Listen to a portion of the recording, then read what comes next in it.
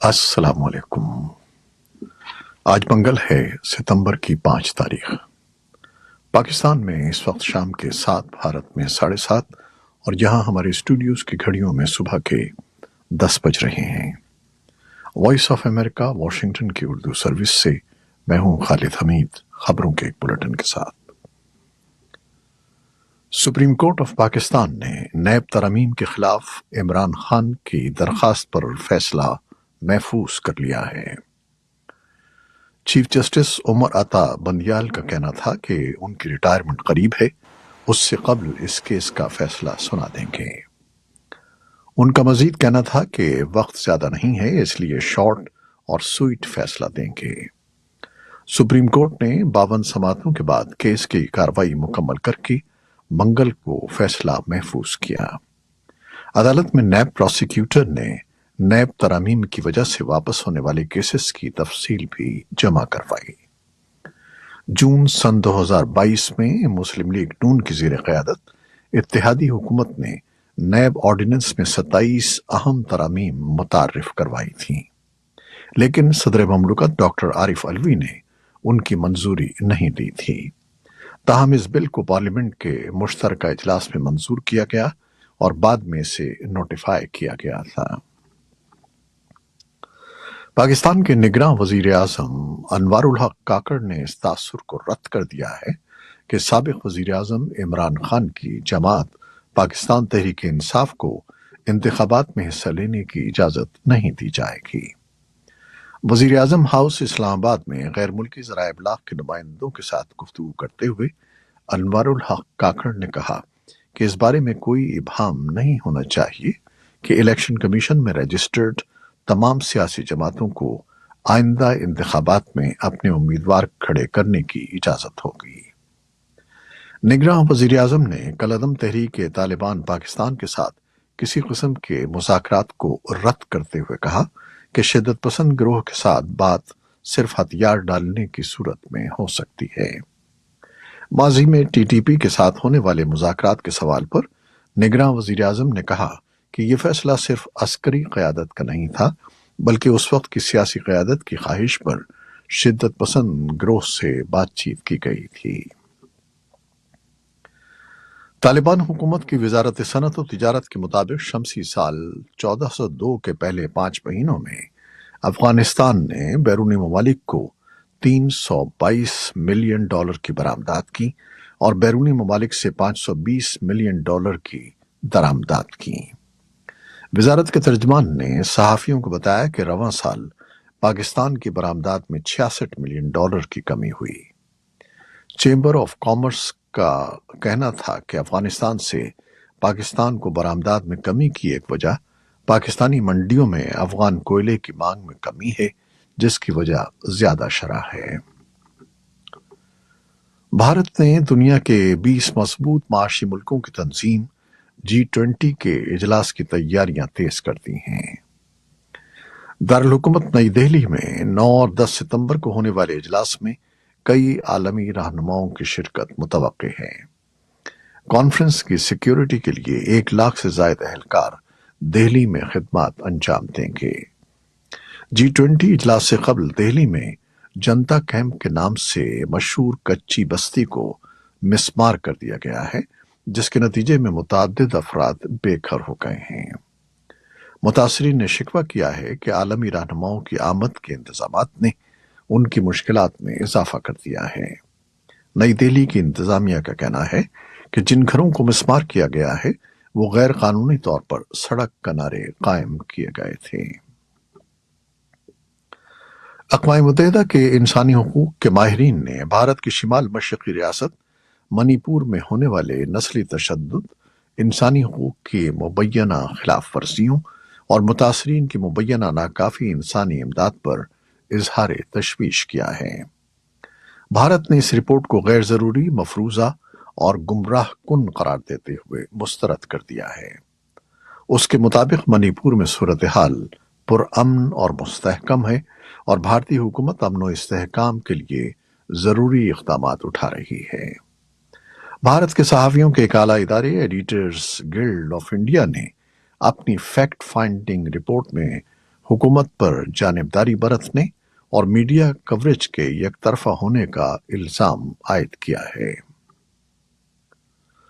भारतीय supreme court ने जम्मू कश्मीर को खुसूसी पोजीशन दिलाने वाली आईन हिंद की दफा 370 की मनसूखी के खिलाफ दायर करदा दरखास्तों पर अपना फैसला महफूज रखा है। इन दरखास्तों पर समाअत मंगल की दोपहर को मुकम्मल हो गई।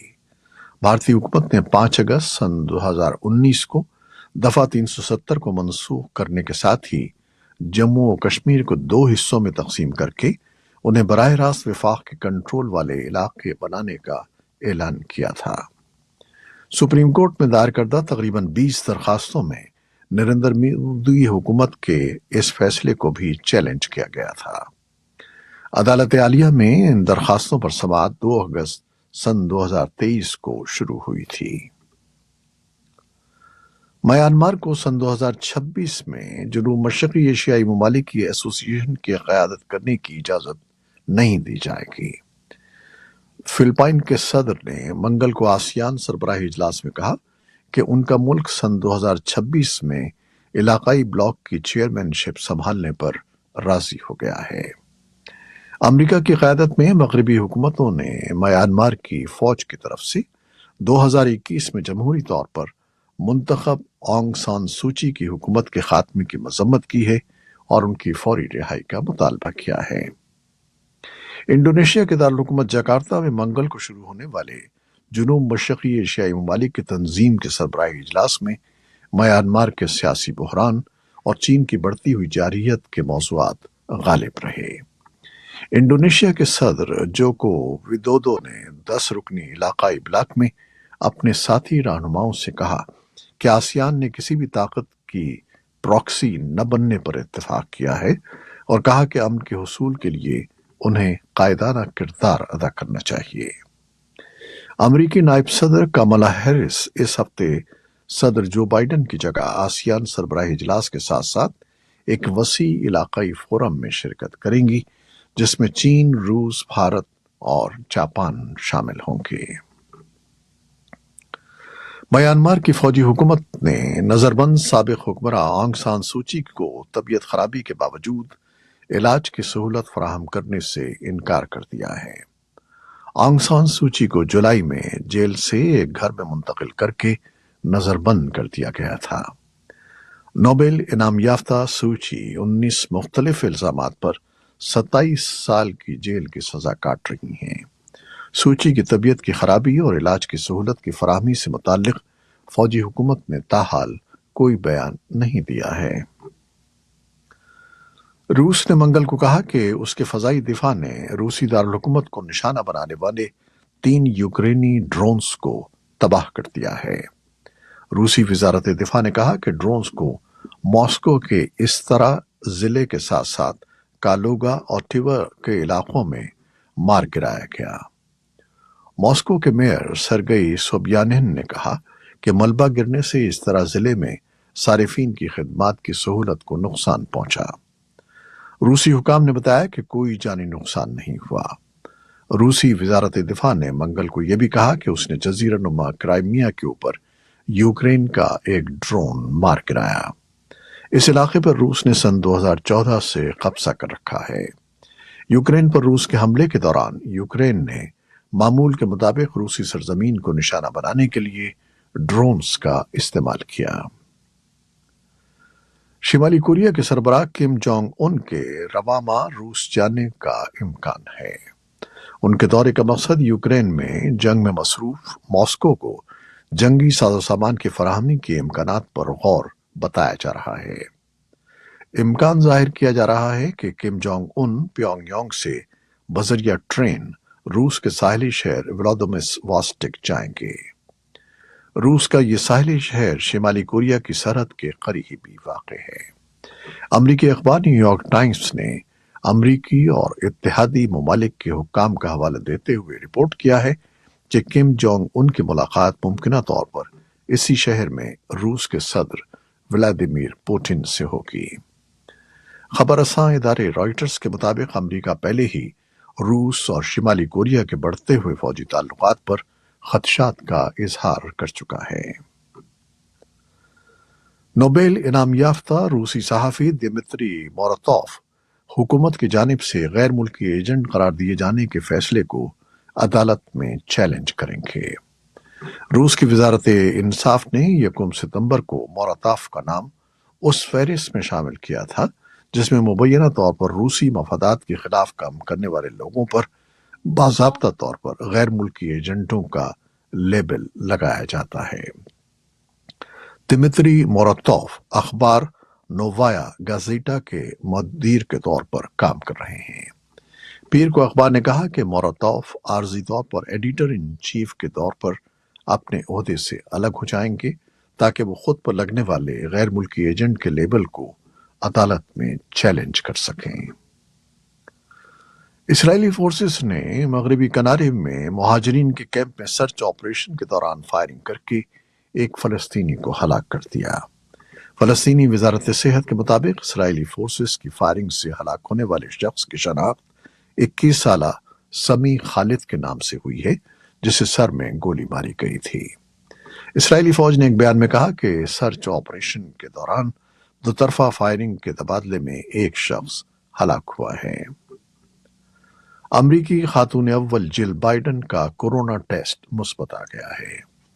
व्हाइट हाउस की जानिब से जारी बयान के मुताबिक सदर जो बाइडन और खातून अव्वल जिल बाइडन ने हफ्ते को इडालिया तूफान से मुतासरा इलाकों का दौरा किया था जिसके बाद दोनों के कोरोना टेस्ट लिए गए। बयान के मुताबिक सदर बाइडन का कोरोना टेस्ट मनफी है और उनमें कोरोना की कोई अलामत नहीं है। व्हाइट हाउस का कहना है कि सदर बाइडन की रवा हफ्ते G20 इजलास में शिरकत से कबल भी उनके कोरोना टेस्ट किए जाएंगे। भारतीय क्रिकेट बोर्ड BCCI ने आइंदा माह भारत में शुरू होने वाले वर्ल्ड कप के लिए भारतीय टीम का ऐलान किया है। 15 रुकनी स्क्वाड की क़यादत रोहित शर्मा करेंगे। एशियन कंडीशंस को मद्देनजर रखते हुए भारतीय टीम में 3 लेफ्ट आर्म स्पिनर्स शामिल किए गए हैं। भारतीय टीम अपनी वर्ल्ड कप मुहिम का आगाज 8 अक्टूबर को चेन्नई में ऑस्ट्रेलिया के खिलाफ मैच से करेगी। भारतीय टीम 11 अक्टूबर को नई दिल्ली में अफगानिस्तान का मुकाबला करेगी। 14 अक्टूबर को ब्लू शर्ट्स का मुकाबला रिवायती हरीफ पाकिस्तान के साथ अहमदाबाद के नरेंद्र मोदी स्टेडियम में होगा। ये थी वो खबरें जो फेसबुक लाइव पर हमने आपके लिए पेश की। हमारी वेबसाइट, यूट्यूब, पॉडकास्ट पर ये बुलेटिन आपके लिए पोस्ट कर दिया जाता है। आप हमारे बुलेटिन को शेयर करते हैं और अपने कमेंट्स में अपनी मोहब्बतों का इजहार करते हैं जिसके लिए हम आपके बेहद ममनून हैं। अपनी इन काविशों को जारी रखिएगा। न्यूज़ प्रोड्यूसर आयजा इरफान और न्यूज़ एडिटर बहजत जिलानी के साथ खालिद हमीद को अब इजाज़त दीजिएगा। अल्लाह हाफिज।